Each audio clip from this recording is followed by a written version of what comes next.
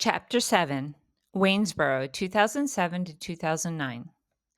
I was teaching music privately and waitressing at Stone Soup Cafe, an adorable used bookstore with a cafe. We lived simply in a small apartment in a small town of Waynesboro. Tinman was working at his alma mater, Fitchburn Military School. With both of us working and our expenses being manageable, all our bills were paid, and life was okay. I enjoyed working. It was a nice social environment. I'm an extrovert, so I enjoyed the many conversations I had at Stone Soup. I was officially finishing my first book, The New Cadet, A Young Woman's Journey in a Man's World. Tin Man even edited it for me. Tin Man had a decent job, which he enjoyed, but I knew he was feeling unfulfilled. Since I'd met him in 1998, I knew he always desired to be an attorney, so I encouraged him to apply to law school. Despite his rocky relationship with his parents, they had supported this desire and purchased a small home for us to live in while he attended school. It was a very generous gift from them. Thus, we moved to Richmond, away from my friends, away from my music students, and away from a job I enjoyed, so I could be home full time while Tin Man went back to school. The house was lovely and in a nice neighborhood, but it was a huge adjustment. I didn't know anybody, and once Tin Man started school, he was gone most of the day. Bjorn was always my pride and joy, and I had my music, so I advertised music lessons through Craigslist and started regrowing my private teaching practice. I had also finished my book, which was scheduled to be released at the end of August. It was a fictional version of my time at Virginia Military Institute, where Tin Man and I had originally met. It had been a profound time in my life, so when Tin Man had come back into my life a handful of years after military school, it was that time period that united us. We hadn't dated long before we found out I was pregnant. Yes, I was pregnant at the altar. The pregnancy was obviously unplanned and unexpected, especially since we'd used protection, but I was happy. I always wanted to be a mom. I was ready to be married and have our child, but we hadn't dated long, just a few months. It was the past, our mutual experiences at military school that had linked us together. Tin Man had graduated with a double major with honors from VMI, so I knew he was smart and hardworking. We'd had fun together and it felt very natural to be with him, so we married. And I moved from Pennsylvania from my full time private teaching practice to Virginia so we could be together.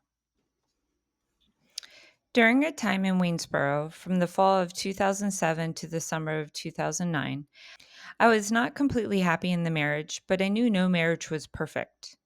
I did my best to overlook the imperfections. The thing I struggled with most was his pot smoking. I know it sounds ridiculous, but I didn't know he smoked until after we were married. I knew he smoked cigarettes, but I didn't know he also smoked pot.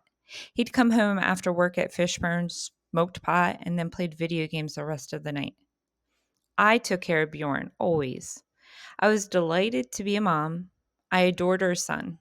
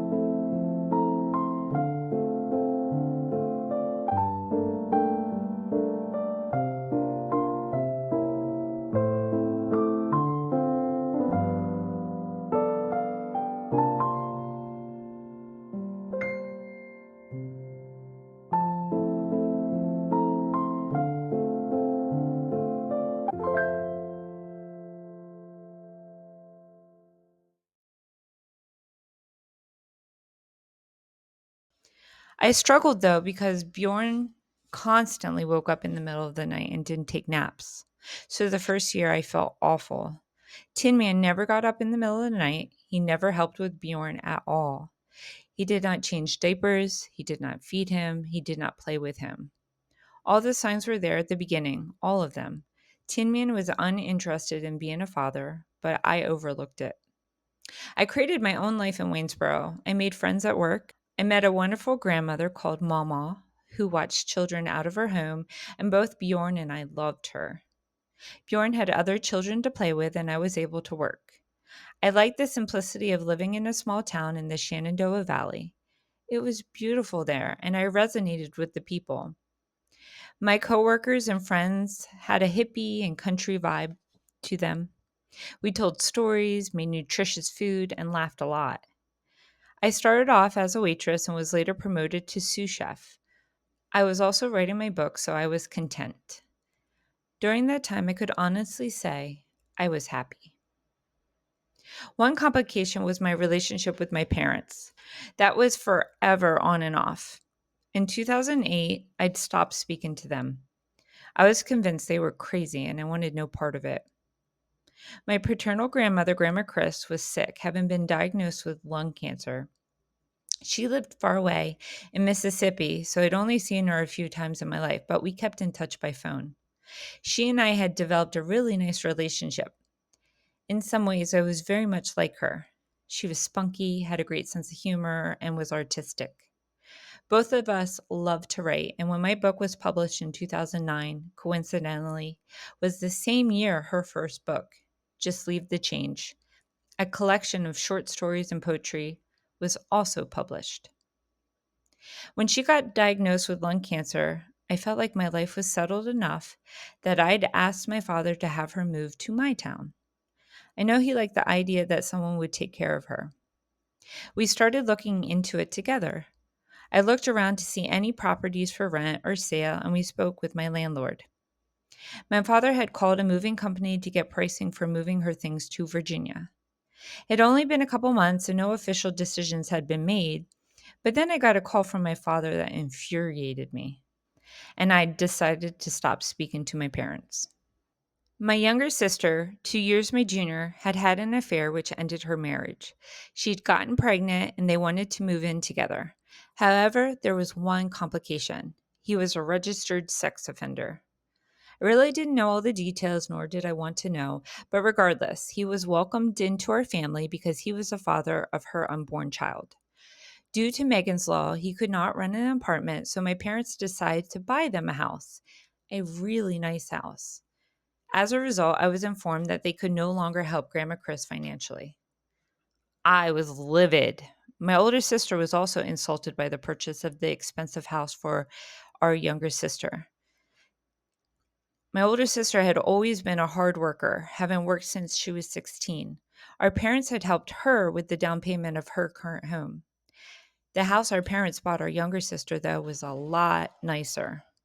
My older sister told me she felt like it was an FU to her, but she pretended it didn't bother her. And the odd thing was, our parents were not wealthy by any means. I'd heard most of my life my mother complain about finances and how stressed out she was to make ends meet. My older sister and I also knew for a fact that our younger sister would never be able to financially pay the mortgage of that house. So they weren't just helping with the down payment like they did for my older sister, they were obligating themselves for a whole second mortgage. Oh, the insanity. For about 9 months, I was not in touch with my parents. This also meant I didn't travel back home during that time, nor did they see Bjorn. Then in August of that year, 2008, my parents came for a visit. Tin Man and I were living modestly in a small 2-bedroom apartment that was more like a townhouse exterior on the corner of the building. The apartment consisted of a small kitchen and living room on the bottom floor with 2 bedrooms and one full bath upstairs. Nothing fancy. I was driving the golden station wagon from Tin Man's grandmother. I drove to Mama's house a few days a week, just 10 minutes away, through a beautiful drive of the Shenandoah. There were often hitchhikers on the road, many who'd I'd met at Stone Soup, and I'd learned they'd taken off the whole summer to travel by foot. I thought it sounded freeing and delightful. When my parents arrived, I told my coworkers they would be stopping by for lunch. By the time my parents finally came, it was towards the end of my shift. I was annoyed. It was hours after they said they were going to be there. Destiny, we're on vacation. I didn't feel like rushing. My mom responded when I told her lunch had already passed. It was typical of my mom to be late to things. I showed them stone soup, an adorable purple house that was littered with books and tables. The cafe itself was tiny, with the cooking area directly in front of the sitting customers, creating a personal atmosphere where the cooks chatted directly with the customers as the meals were prepared. I showed them our apartment. We walked around Fishburne Military School, a military high school similar to my father's alma mater, Stanton Military Academy, which had closed down in 1976. I showed them where I taught music part time, as well as Mama's house. Mama lived at the end of a street in a larger trailer with land full of animals, goats, dogs, and chickens. I thought her home was adorable and cozy, a feeling of warmth radiating from it. I'd taken my parents up one of the Appalachian trails to show them a spectacular view of the valley with the Blue Ridge Mountains in the background, a scenic view to behold. This was where my father took me aside, out of earshot of my mother, and said to me, Daughter, I want better for you. I looked at him stunned. Were we not working? Were we not paying our own way? Were we not raising an adorable son? Did we not live in a beautiful area? Yes, we were living simply. Yes, Waynesboro was a small town. I liked the simplicity. I could do errands, drop off movies at Blockbuster, mail a package, get gas, and be back in 15 minutes. I could do a grocery run and it would take me 30 minutes top. I was so insulted by my father's comment that I didn't know how to reply. They'd just purchased an over $300,000 house for my younger sister who didn't deserve it, who wouldn't maintain it, and who couldn't afford it. But here, Tinman and I were making it on our own. Daughter, I want better for you. Get the F out of here. Did they want us dependent on them too? This situation hinted at a bigger picture that wouldn't unfold until years later.